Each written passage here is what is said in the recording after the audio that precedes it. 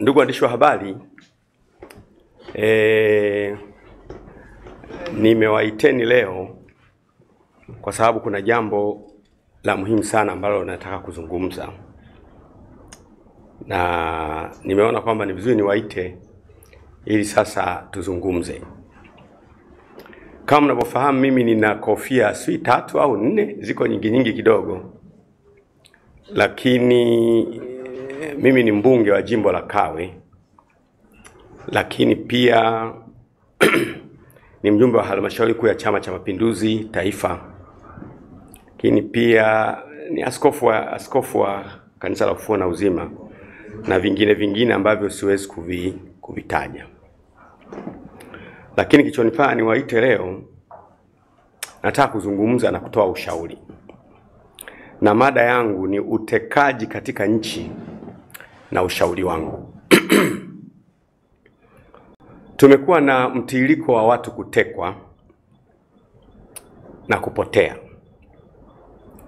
Na hili jambo linahuzunisha sana, kwa kuwa sisi tunajulikana kama nchi ya amani, nchi nzuri, na kweli ni nchi nzuri na watu wake ni wazuri. Lakini tumekuwa na mlolongo wa watu kutekwa na kupotea. Hapa ndio nataka kuzungumza zaidi. Kwa hiyo utekaji katika nchi na ushauri wangu binafsi. Jambo la kwanza, unanifahamu mimi vizuri, siongei hovyo. Nikiongea maana yake nina data. Nimejenga utamaduni maisha yangu yote. Ukiniona naongea mahali, ujue nina data. Ujue nimefanya study, nimefanya research, na nimefika wakati sasa niongee. Nimepata orodha ya watu waliotekwa ndani ya miaka kadha wa kadha, almost watu 83. 83 almost. Sasa na nina orodha kadha wa kadha ili kujenga hoja yangu na unielewe vizuri. Kwa mfano, kuna Kombo Bwana Twaha ambaye makazi yake ni Handeni, Tanga. Huyu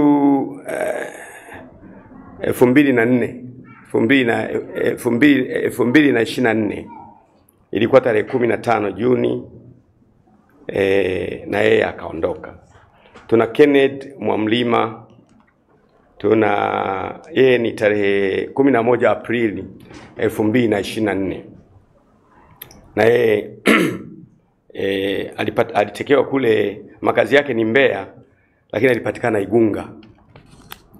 Tuna James CJ ambaye yeye alitekwa na yeye Agosti tarehe 17 2021, akapatikana, makazi yake ni Nyakato, Mwanza. Tuko na wengi. Nina orodha ya kila mtu aliyetekwa na sehemu alikopatikana. Orodha hii hapa ina watu kama 83 kwa wakati tofauti. 83 kwa wakati tofauti na miaka ya karibuni tofauti. Ndugu zangu, ninaomba niwaambie ukweli kwamba utekaji si utamaduni wetu wa Kitanzania, na ni jambo ambalo halitakiwi kabisa kuwa entertained na mtu yoyote. Nitoe mifano. Kwa mfano, mimi natokea jimbo la Kawe. Kuna huyu bwana anaitwa Bwana Ali Kibao. Watu wakaja pale Tegeta, wakashushwa kwenye gari, watu wanaona, abiria wote wanaona, alafu akashushwa. Kesho yake kapatikana amekufa. Nataka nimuulize mtu yoyote, kama baba yako akishushwa mbele yako wewe mwenyewe, alafu kesho yake akapatikana amekufa, utajisikiaje? Kama baba yako mzazi akashushwa kwenye gari alafu kesho yake amekufa, utajisikiaje? Lakini sio huyo tu.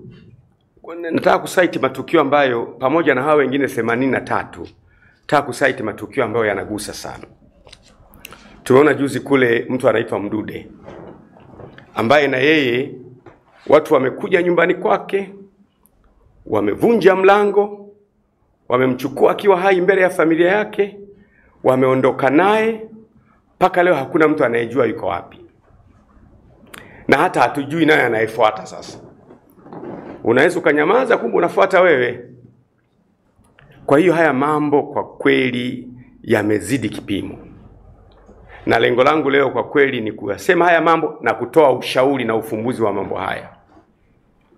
Na kama mtu atanisikiliza, basi itakwendea vizuri. Kama usiposikia, basi haitakwendea vizuri. Lakini hebu tuwaone hawa wajuzi hawa. Imetokea tena mwanaharakati.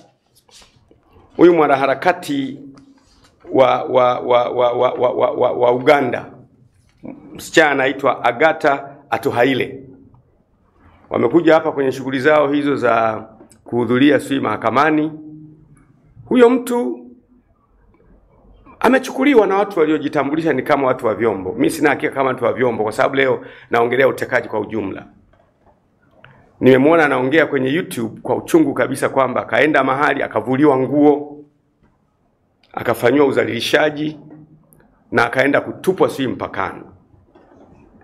Sasa hebu tujaribu kuwaza, kama angekuwa ni mama yako mzazi, amechukuliwa, anavuliwa nguo, anadhalilishwa, anatupwa mahali, ungejisikiaje? Kama angekuwa ni dada yako kabisa, tumbo moja na wewe, amechukuliwa, nimemwona kwenye YouTube anasema amechukuliwa, amevulishwa nguo zote na amefanywa udhalilishaji. Ni kina nani hawa wenye ujasiri? Huyu mwingine Boniface Mwangi. Boniface Mwangi naye mwanaharakati kutokea Kenya, ambaye naye alikuwa amekuja kuhudhuria kesi pale, kuhudhuria kwenye kesi. Boniface na yeye tumemuona sasa, nafikiri ilikuwa Serena hoteli. Watu wanabisha, wanajitambulisha kwamba ni watu wa viongozi wa vyombo vya dola. Nimeona kwenye YouTube wanaongea nao kwamba jamani, mmekuja usiku sana, njoni kesho nini na nini. Vyovyote vile ambavyo imekuwa, lakini sasa mtu amechukuliwa na watu wanaodhaniwa kuwa ni vyombo vya dola. Wameenda naye, sasa baadaye mtu anaokotwa mpakani kule Horohoro, Tanga. Sasa kunakuwa na picha gani sasa? Mimi siamini kabisa, na asema tena siamini kabisa kama kuna vyombo Tanzania, kwa maana ya jeshi la polisi au idara ya usalama wa taifa au magereza au jeshi lolote, wanaofanya kazi kwa mitindo hii. Siamini. Narudia tena, siamini kama kuna chombo cha dola Tanzania kinaweza kufanya kazi kwa mtindo huu, kwa sababu Afrika Mashariki na Kati, vyombo vyetu vya dola ni kati ya vyombo mahiri zaidi kuliko vyombo vingine vyote. Na siamini chombo cha dola eti kwenda kumchukua mtu kwenye hoteli na mkajitambulisha kwamba ni chombo cha dola, alafu huyo mtu akaondoka, alafu akaokotwa, ametupwa, si watasema ni nyie? Hakuna chombo cha dola ambacho kwa Tanzania ninachokiona mimi kinaweza kikafanya mambo ya kijinga kama haya. Hakipo. Kwa hiyo mimi nanipelekea kuwaza mambo mengi sana. Kwanza, imeleta matatizo sasa. Kwa mfano, ninasikia mimi rais wetu anatukana kule Kenya, wanamtukana rais. Alafu yule aliyechukuliwa anasema eti alikuwa anapigwa, anaambiwa sema asante Samia. Hivi kweli kuna chombo cha dola kwa maana ya polisi au idara ya usalama kinaweza kuwa kinampiga mtu alafu kinamlazimisha kusema asante Samia? Kwa nini image au sura ya rais wa Tanzania inaharibika kwa kiwango hiki? Why? Na ni kwa nini tuko kimya? Tunaona, mnajua, watu wote mnajua kwamba kwenye economic diplomacy kuna mambo mawili. Kuna mahusiano na kuna biashara. Sasa mahusiano ya nchi na nchi yanapoharibika, biashara itakwendaje? Italeta matatizo makubwa kabisa. Na mpaka sasa umefika wakati tunaongelewa kwenye mitandao nchi yetu kama ni mahala pa hatari. Hii inaathiri mambo mengi sana. Kwanza inaathiri utalii wetu. Watu wanaanza kuona Tanzania si mahala salama. Mtu unaweza kuchukuliwa kwenye hoteli na ukatupwa. Watu wanaanza kuona Tanzania sio mahala salama. Why? Mtu unaweza kuchukuliwa ukatupwa na watu wanaojitambulisha watu wa vyombo. mimi nataka niseme, lengo langu la kuongea ni kusema mimi sikubaliani na vitu hivyo 100%. Hivi vinaitwa vya kijinga, havifai kutajwa kwenye jamii ya Tanzania. Na pengine mtu ataniuliza, wewe ni mbunge, kwa nini hujaongea bungeni? Watu wanapenda kusema hivyo. Leo bungeni kuna dakika za kikanuni za kuongea, dakika 10 mpaka 14 tu. Huwezi kuweka hoja kama inayotaka kuiweka. Hata ukiongea kwenye kamati uwe kwenye kamati husika. Lakini pia leo siongei kama mbunge. Anayeongea hapa ni mtu yule yule, lakini siongei kama mbunge.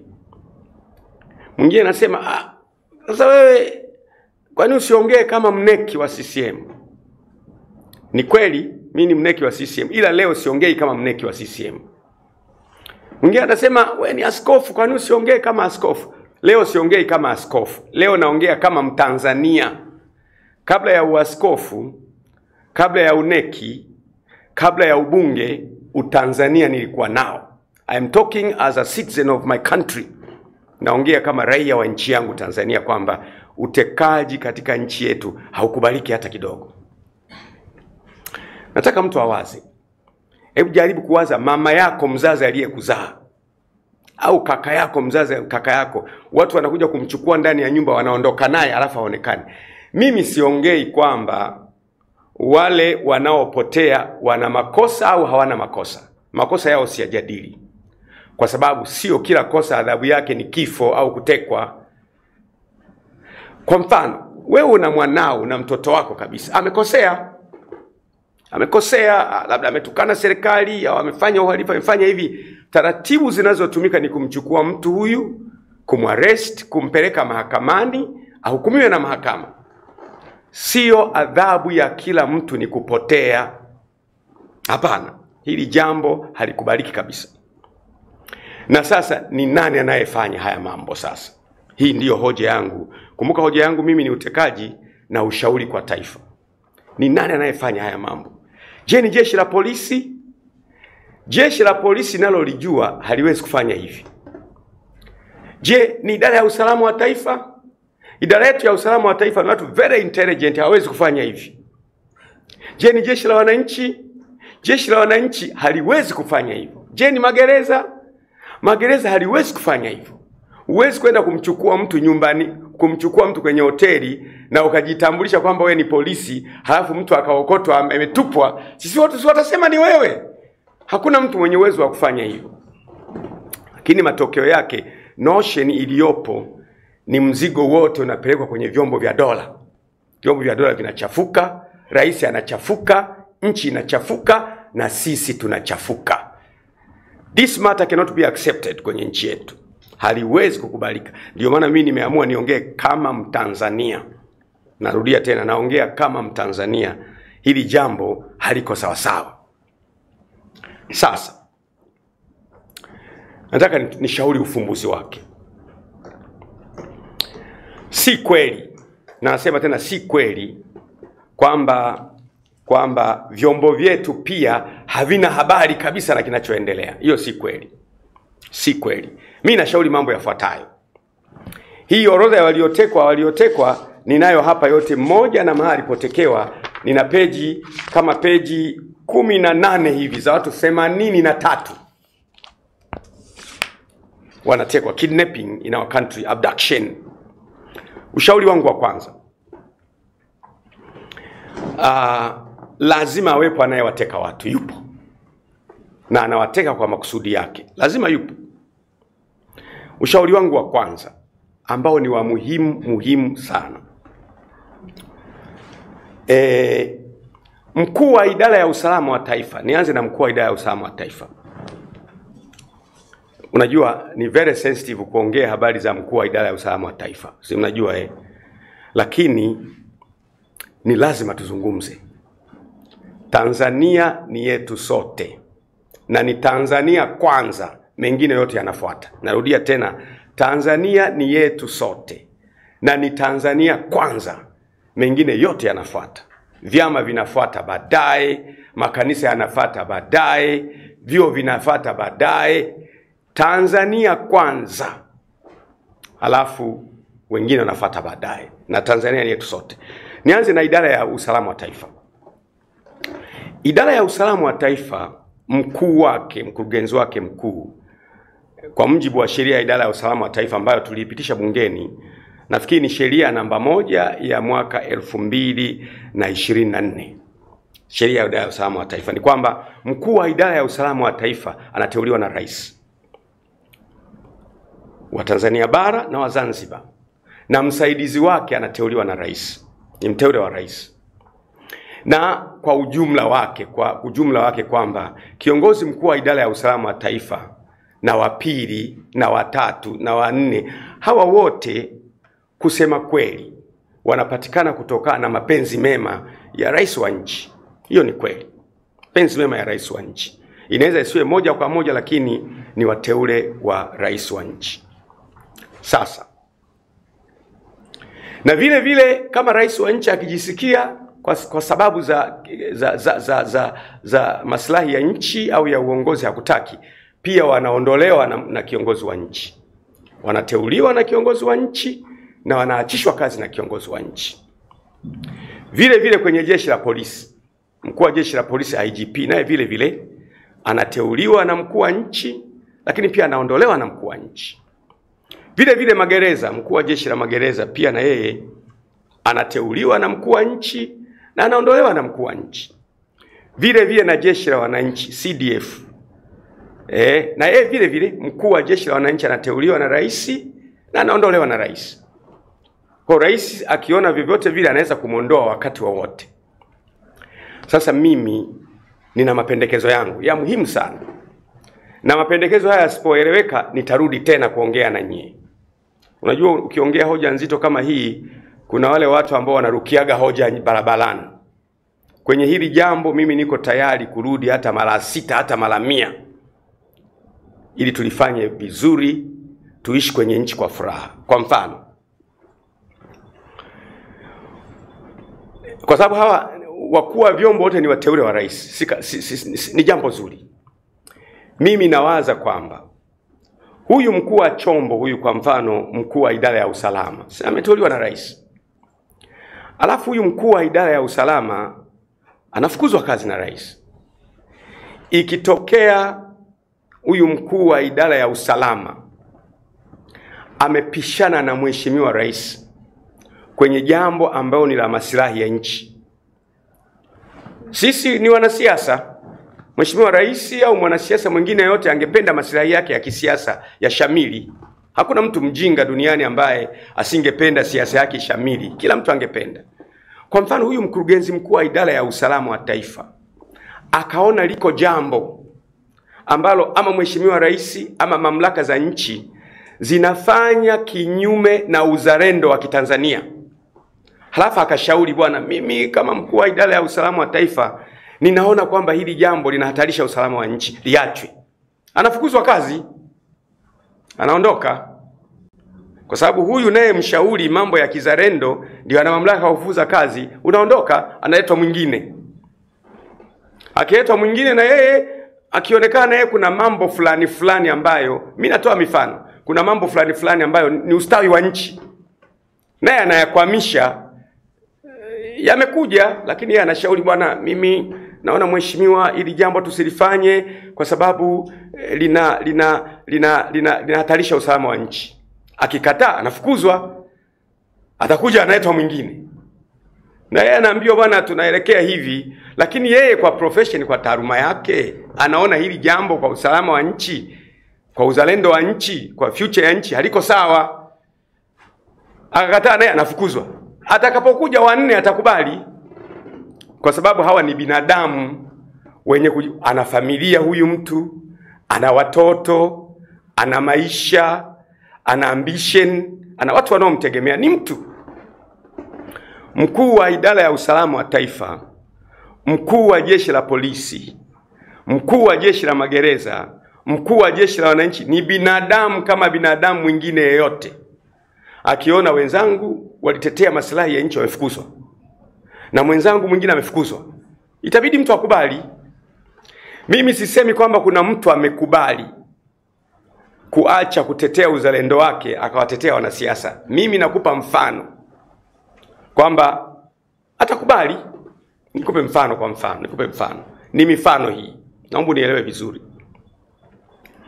Kwa mfano, tunadaiwa deni niseme. Tunadaiwa deni na nchi fulani. Labda Ufaransa au Uingereza au nani. Au kampuni yoyote au taasisi yoyote. Halafu hiyo taasisi nayo tudai deni kama nchi ikasema basi ule muda wa kulipa umepita. Tunaomba sisi mtukabidhi ziwa Tanganyika tuwe tunaliendesha kwa miaka 100 au miaka 30 au miaka 40.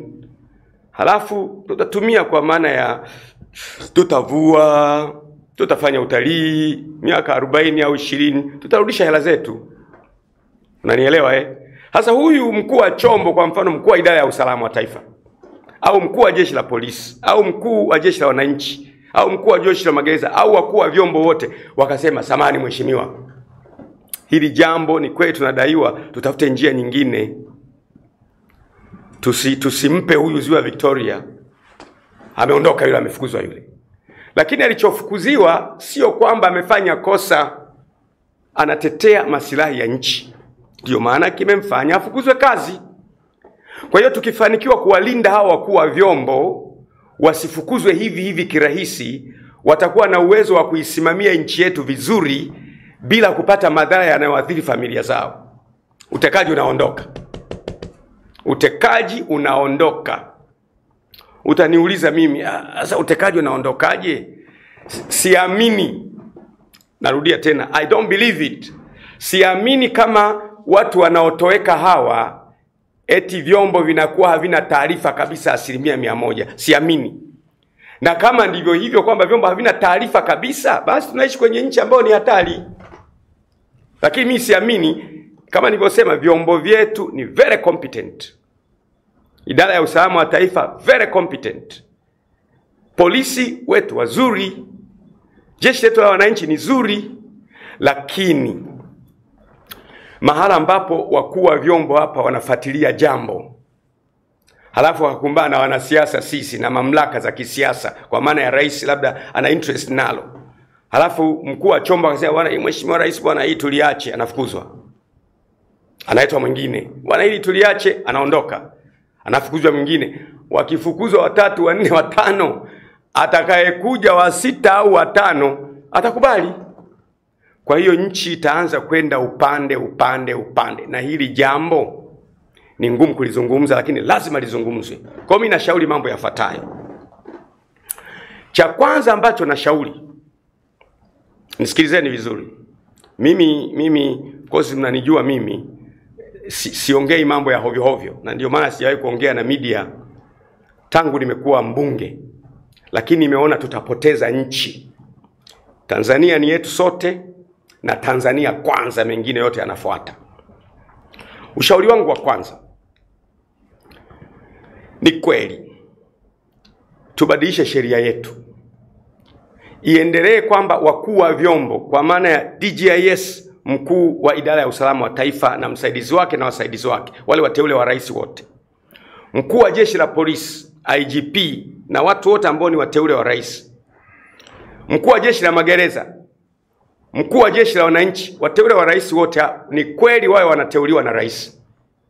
Lakini wakitaka kutoka, sababu zao za kutolewa zipelekwe kwenye kamati ya bunge ya usalama na mambo ya nchi za nje, kwamba huyu bwana nilimteua mimi lakini nataka kumtoa. Zionwe sababu hizo, tuzione, tuone kwamba je, huyu hatolewi katika nafasi yake kwa sababu ya uzalendo aliofanya?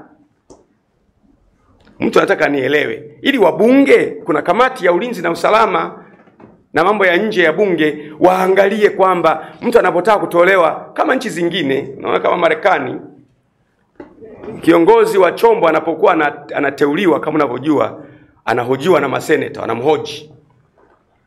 Na sisi tufike mahali kwamba kiongozi wa chombo anapotaka kuondolewa, sababu za viongozi wakuu wa vyombo ambao ni wateule wa rais, kama DGIS na aliye chini yake na aliye chini yake, na mkuu wa jeshi la polisi na wale wote ambao ni wateule wa rais, na magereza na jeshi la wananchi wateule wa rais, umteue sawa.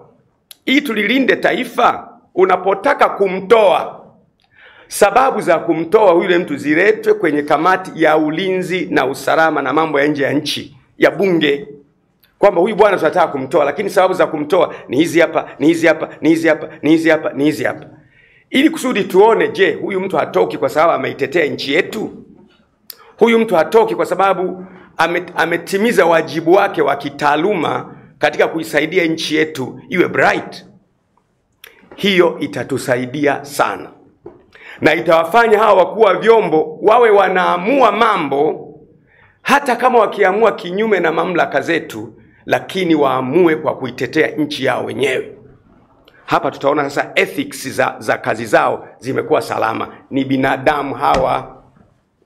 Mtu ataniambia kifupi tu, Gwajima, hawa wameapa bwana, wana kiapo. Sikiliza, DJIS ana kiapo, ni binadamu, ana familia na watoto, na msaidizi wake wana familia na watoto. Leo hii ameambiwa aondoke. IGP ana familia na watoto na future. Ameliona jambo ambalo haliko vizuri kinchi, haliko vizuri kiusalama, haliko vizuri kiuzalendo, lakini mamlaka za kisiasa zinaliona hili jambo ni kete ya kisiasa. Amesema sasa, hili bwana hapana, mheshimiwa, hili hapana, nenda nyumbani. Analetwa mwenzako, naye anasema hapana, nenda nyumbani. Utafika wakati ataletwa mtu wa kukubali mambo ambayo hayako sawa, halafu tumepoteza nchi. Tunakoelekea, where we are heading now as a country, kuna siku tutapata matatizo. Kwa mimi nashauri kwamba tuitengeneze sheria yetu, kwamba ni kweli wakuu wa vyombo hawa wote waendelee kuteuliwa na rais, lakini ili watoke kwenye madaraka yao, sababu za kwa nini watoke iletwe kwenye kamati ya ulinzi na usalama mambo ya nchi nje ya bunge, kwamba huyu bwana tunataka kupumzisha, lakini sababu zenyewe ni hizi, tuzione. Asije kuwa anapumzishwa kwa sababu amekataa kuuza bandari. Mimi sijasema bandari imeuzwa, nakupa mfano. Asije kuwa anaondolewa kwa sababu amekataa kuuza mapoli. Asije kuwa ameondolewa kwa sababu anawatetea wananchi. Tukajikuta tunapoteza wakuu wa vyombo wazuri wenye uwezo wa kutetea nchi, na tunakuwa na wakuu wa vyombo ambao hawawezi kuitetea nchi. Hiyo ndiyo hoja yangu ya kwanza, na ni muhimu sana. Vinginevyo tukiendelea hivi, hatuna nchi kule mbele. Hakuna mtu ambaye hajui kwamba wewe ukiwa mtu mzima na umefika kule juu, ukaambiwa ufanye kitu, halafu ukakataa au ukashauri vinginevyo, kwa hapa Tanzania au mahala pengine, hautasafa consequence, utasafa. Na wale wakuu wa vyombo mliopo, mnaweza kuyaona maneno yangu haya ni ya Gwajima. Itakapowafika na nyie mtaelewa kwa nini Gwajima alikuwa anasema haya. Mnaweza kureact na kusema, Gwajima huyu kwa nini anaongea haya? Lakini mbona yaliwafika wenzenu? Yatakapowafika na nyie mahala fulani, na nyie mtaona. Nitoe mifano mizuri. Mimi ni mtu wazi. Mimi nikiongea naongea. Wakati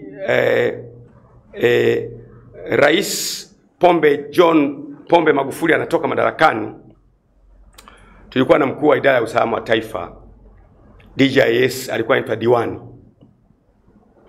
Alipoingia mheshimiwa rais wangu na mwenyekiti wangu, for some reasons Diwani ameondoka hapa katikati hapo. Na haondoki yeye, na walio chini yake wote wanaondoka. Tumekaa kidogo, akaja mwingine pale. Na wasema hawa kwa sababu hawa they are public figures, wanachaguliwa, sio siri hawa. Akaja mwingine hapo katikati sasa, ambaye akaja na yeye, nafikiri alikuwa anaitwa Masori. Na yeye kaenda hapo katikati hapo, na yeye akaondoka na walio chini yake wote. Amekuja katikati hapo, anaitwa Alisiwa. Alisiwa naye amekaa muda kidogo, na yeye akaondoka na walio chini yake. Amekuja huyu tulionao sasa hivi, ndugu yangu, rafiki yangu Suleiman Mombo, ndio tuko naye sasa. Unaweza kujiuza ndani ya miaka mitatu hawa wote wanaondoka, aliye chini yake na aliye chini yake na aliye chini yake na aliye chini yake. Wamekosea nini?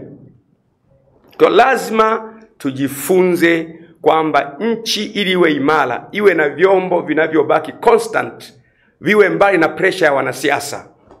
Narudia tena, For we to have a precious country and a protected country, tunatakiwa kuwa na government apparatus, vyombo vya serikali ambavyo vyenyewe vinasimama kama vyombo.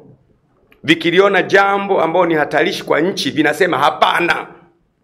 Na hapana yao haileti wakadhulika na familia zao. Leo hapana akisema amezulika, hapana hana kazi, ubalozini anapotea. Kwa mimi ni ushauri wangu, tena wa muhimu kabisa. Hii itatusaidia sana.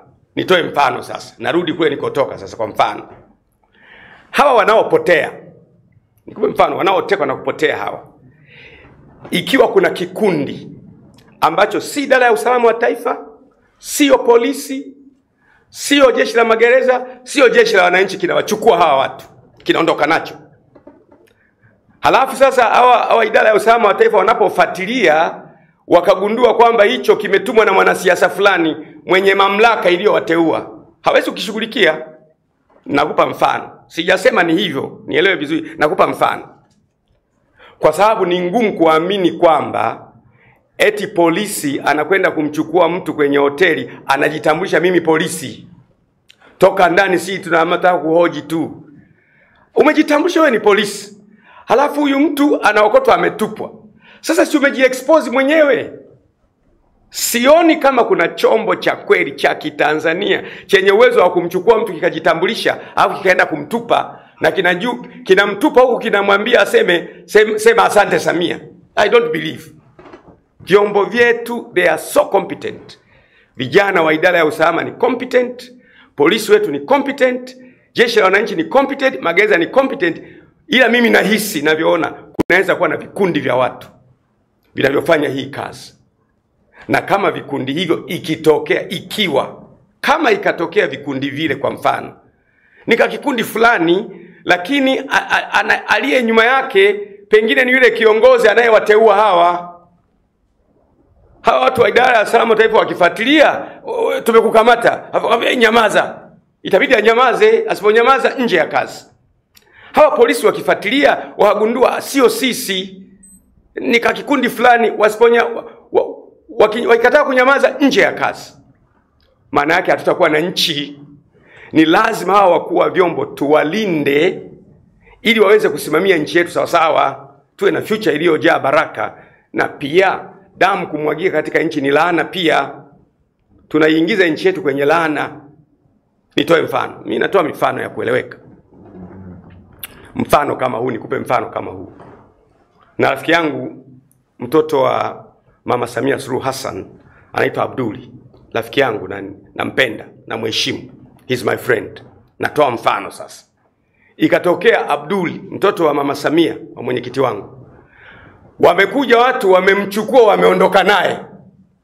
Kesho kaokotwa hana macho. Unachukuliwa kwenye basi na watu wanaona, kesho unaokotwa huna macho. Sasa how would you feel? Utajisikiaje? Ikatokea mtoto wa Askofu Gwajima. Mtoto wa Askofu Gwajima, Jordan, amechukuliwa, ameondoka naye, kesho anaokotwa hana macho. Mtoto wa Majaliwa, Kassim Majaliwa, waziri mkuu, anachukuliwa, kesho anaokotwa hana macho. Anafuatwa ndani ya nyumba, kwa mfano ni kama ilivyokuwa kwa Mdude. Amefuatwa ndani ya nyumba, watu wanavunja nyumba. Mke wake anaona, mume wake anavuliwa, anapigwa si nyundo au nini. Halafu baada ya siku unaona michirizi ya damu, ameondoka hivyo. Ni mtoto wa nani huyo? Ni mtoto wa Wambura IGP. Ni mtoto wa DJIS. Ni mtoto wa mkuu wa jeshi la wananchi. Hivi kweli inawezekana hivyo? Haiwezekani. Kwa nini sasa tunaona hao wanaopotea kana kwamba ni mbuzi, ni kondoo? Lazima tufike wakati, mimi naamini si vyombo vya dola vinavyofanya haya, kwa sababu vyombo vya dola they are competent enough kufanya mambo bila kuacha trace. Chombo cha dola kinajitambulisha kwenye hoteli ya kimataifa kama Serena, sisi ni polisi toka ndani. Halafu huyu mtu amekuja kuokotwa kesho. Huyu dada wa Kiganda huyu Agatha Atuhaire anasema nimeona kwenye YouTube hata amevuliwa nguo zote. Halafu anapigwa sehemu za siri na watu waliojitambulisha kama vyombo vya dola. Hiki kitu ni aibu kwa nchi. Hatuwezi kuwa na watalii siku zijazo. Hoteli zetu haziwezi kuaminiwa, mahusiano yetu yanaharibika. Mimi siwezi kukaa kimya. Wale mnaokaa kimya kaeni. But I can't take it. Siwezi mimi kukaa kimya. Tanzania ni yetu sisi sote. Tanzania kwanza, anything else follows. Kwa hiyo ushauri wangu ni huo. Panapotokea kwa mfano kama nilivyosema niseme kwa mfano mkuu wa idara ya usalama wa taifa na msaidizi wake na walio chini yake ambao ni wateule wamepinga jambo ambalo wanaliona lina maslahi kwa nchi, si wanaondoka? Anakuja mwingine anapinga, anaondoka. Anakuja mwingine anapinga, anaondoka. Tutakuwa na idara za usalama ambazo sio stable. Lazima tuilinde nchi yetu. Na hawa kazi ya idara ya usalama wa taifa, kazi yao ni kukusanya taarifa na kumpa mlaji, kuilinda nchi. Sasa kama hawa wa kuilinda nchi hatujawekea mazingira wailinde nchi na wabaki salama, hatuna nchi siku zijazo. Mfano, acha niwape mfano. Mimi tangu nimeingia bungeni nimezungumza sana kuhusu maono ya nchi, kwamba nchi lazima iwe na maono ya muda mrefu, miaka 50, miaka 100 na kuendelea.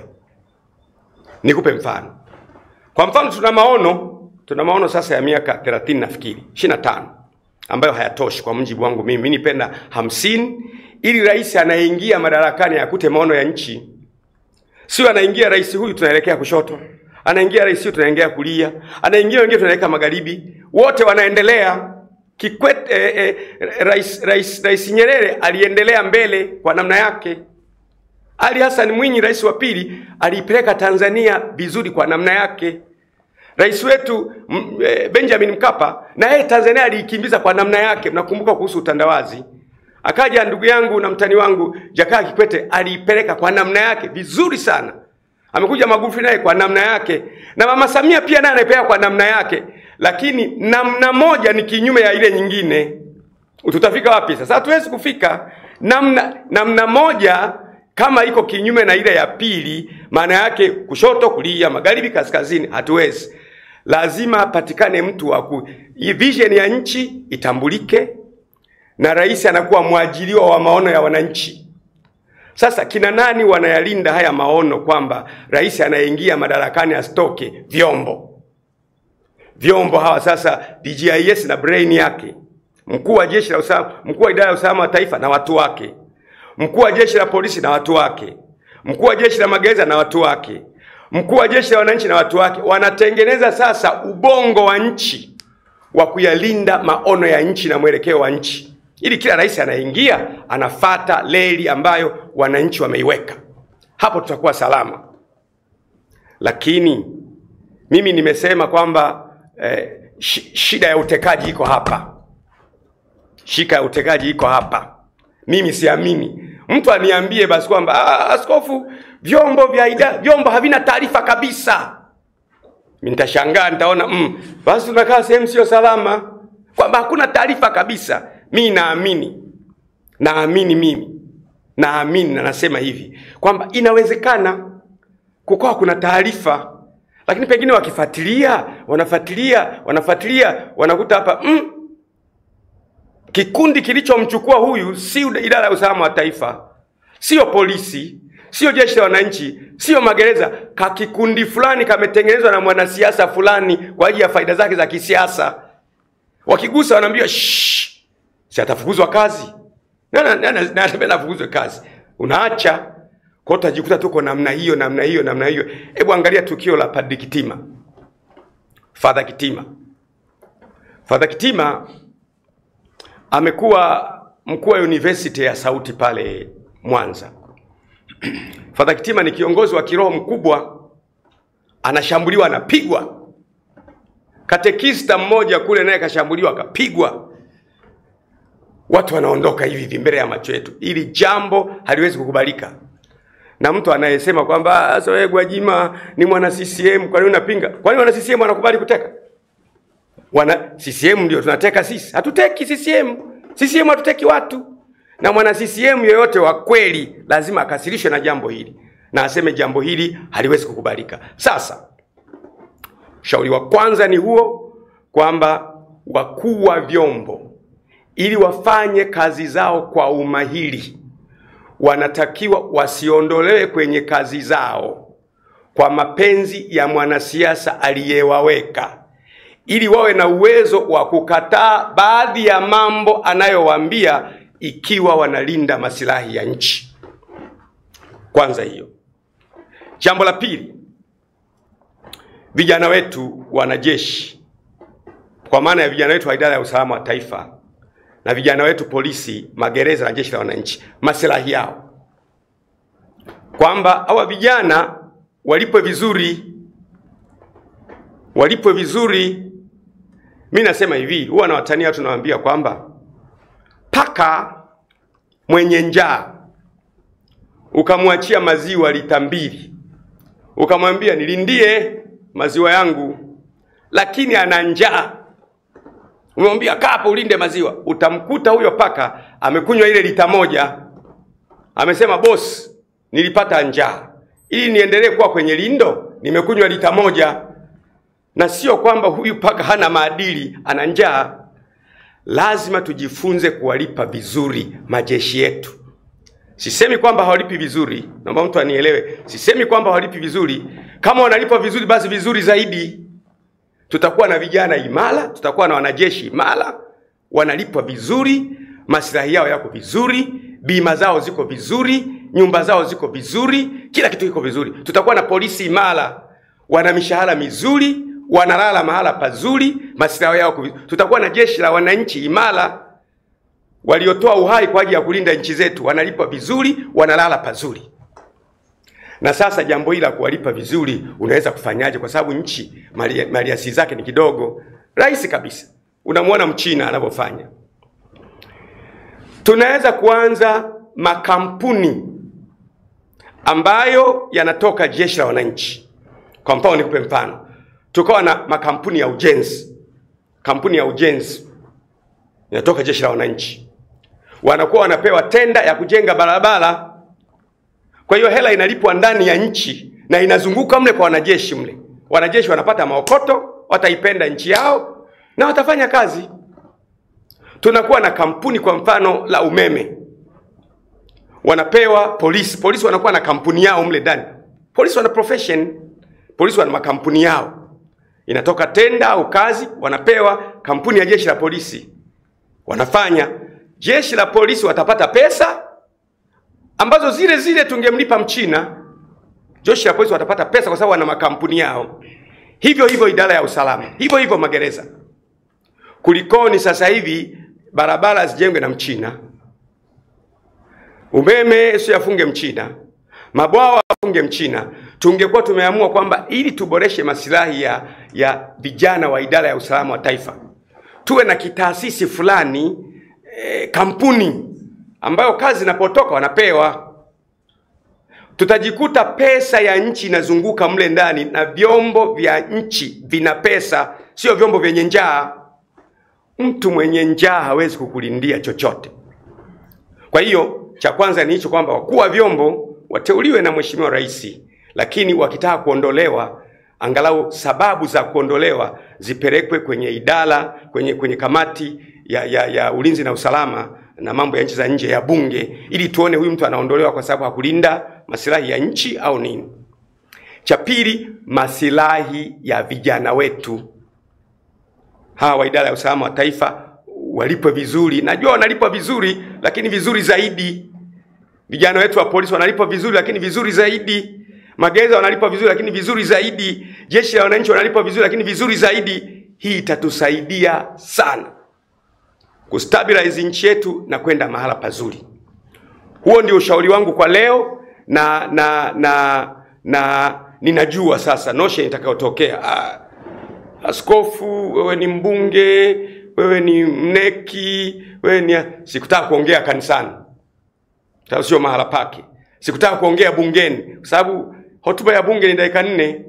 Sikutaka kuongea kwenye neki na utaratibu wake. Nimeongea kama Mtanzania. Ni Mtanzania anatoa ushauri kwa nchi yake. Na kwa nini nimetoa ushauri wa wazi jamani?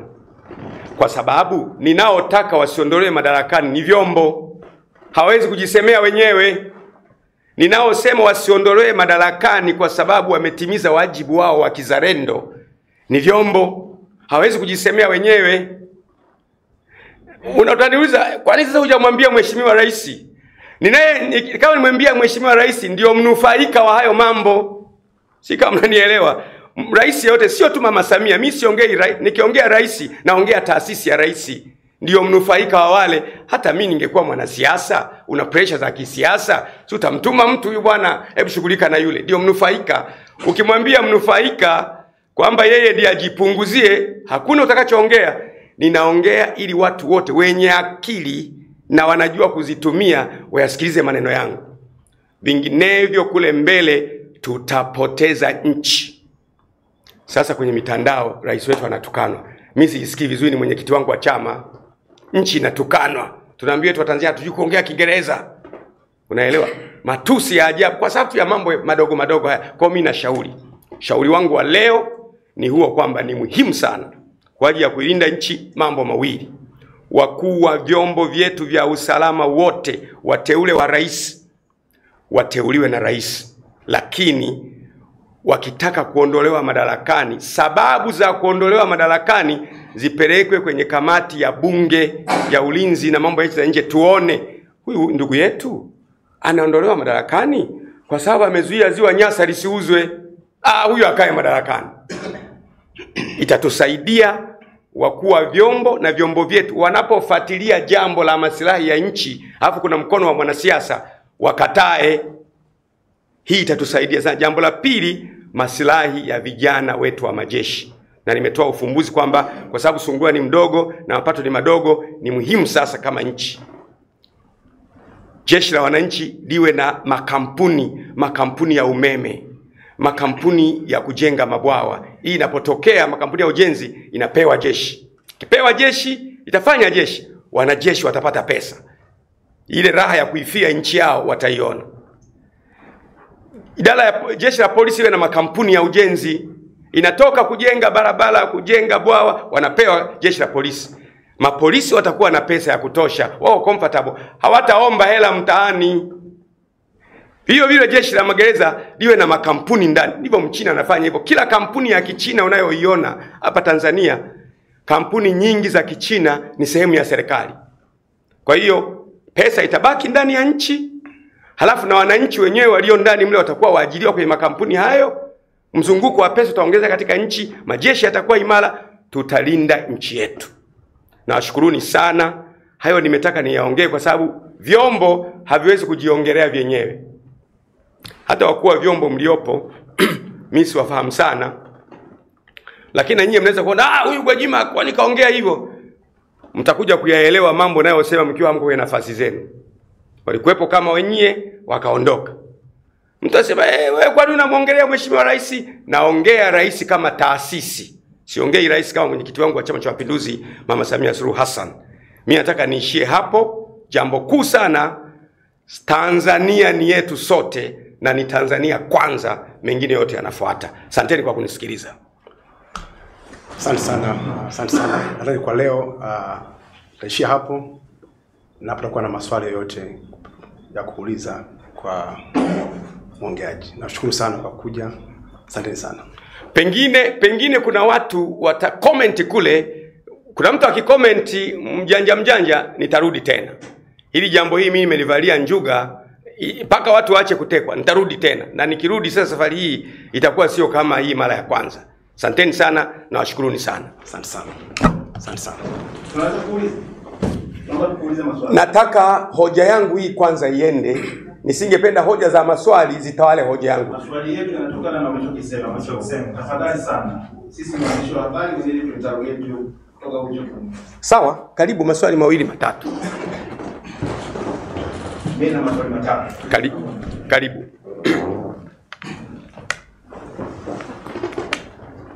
Umewatetea sana hapa vyombo vya usalama wa nchi, maana ya usalama, jeshi. Swali langu mimi, wakati yule Mkenya Boniface Mwangi anaondolewa pale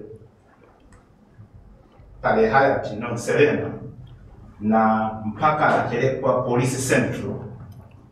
Mimi nilikuwepo na nilifuatilia swala hili. Sasa leo ukisema uamini kama polisi wanaweza kufanya jambo hili au usalama au idara yote ile, mtu atauliza, hawa wamekuja na uniform, wamejitambulisha, wamemchukua huyo mtu, wamekwenda wamefanya walioyafanya na wamempeleka kituo cha polisi, na mpaka ikaandikwa wanasheria wakaenda mahakamani kabla hata kesi haijasikilizwa akawa wamepatikana. Kwa nini unapata kigugumizi cha kunyoshia kidole vyombo vya usalama ambavyo kila mtu, hata mimi mwandishi wa habari, nafahamu yule mtu alichukuliwa na polisi? Ningejibu hilo alafu uende la pili. Kwanza nikuulize swali. Je, unaona wewe ni jambo la kawaida kwenda kwenye nyumba ya mtu ukajitambulisha, mimi bwana ni Athumani, nakuja kumchukua baba wa nyumba, na wakakuona huyu ni Athumani, ukaenda na baba wa nyumba, halafu baba wa nyumba akaokotwa kesho amekufa, mtu aliyefanya kitendo hicho unaona ni wa kawaida? Sio wa kawaida, kwa sababu si umeonwa, wamekuona watu. Unanielewa? Watu wamekuona. Ndio mimi nasema kwamba sioni idara ya polisi yenye kufanya hivyo, na kama inafanya hivyo ndio maana nimekwambia sasa kwamba kunaweza kuwa na kikundi fulani kinachofanya hivyo, halafu wa polisi unakiona, lakini kuna mtu mzito mbele. Umenielewa maana yangu?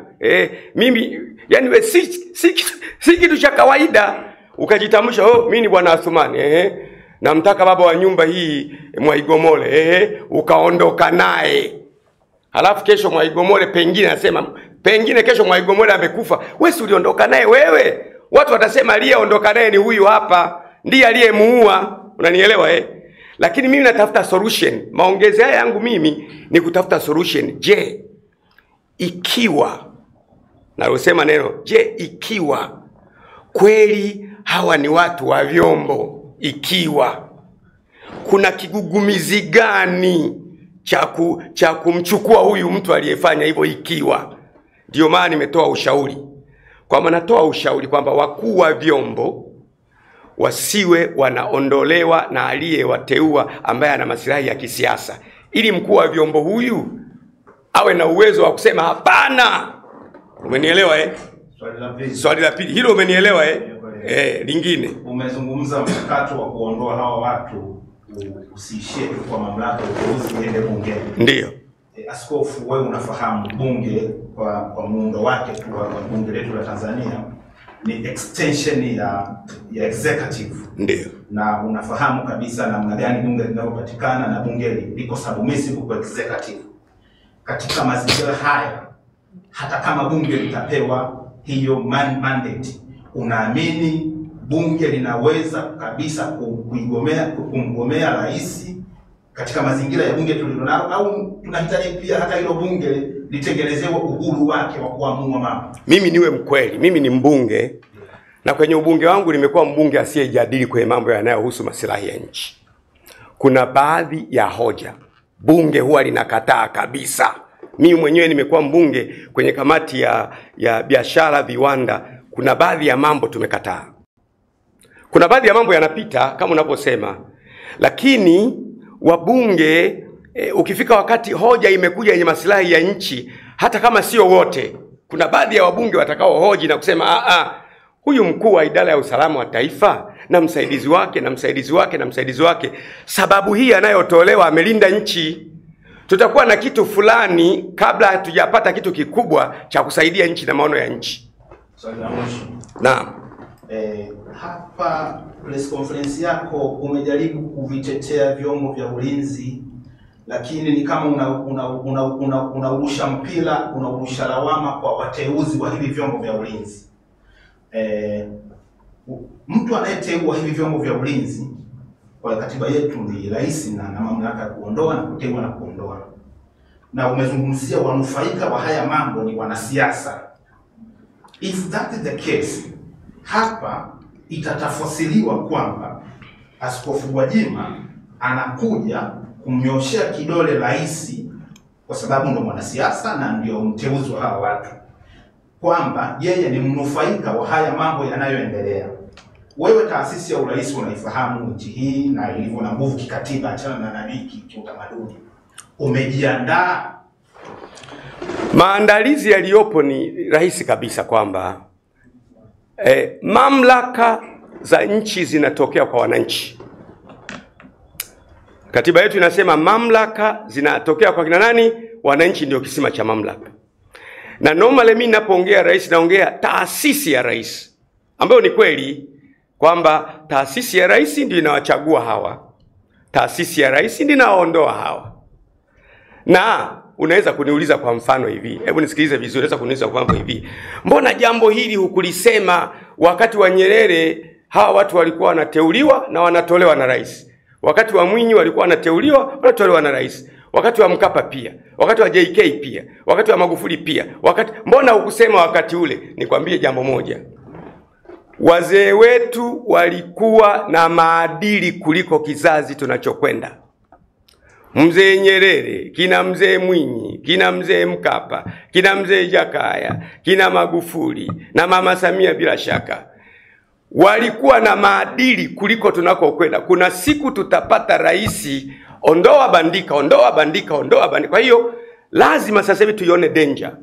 Mtu yoyote mwenye akili timamu, Biblia inasema wenye akili huiona hatari wakajificha, wajinga wakaendelea wakaangamizwa. Kwa hiyo naposema ni taasisi ya rais, na maanisha kwamba ni muhimu sana, na nasema tena ni muhimu sana kwamba taasisi ya rais yenye uwezo wa kuchagua na kufaya hawa viongozi wa dola iendelee kuchagua.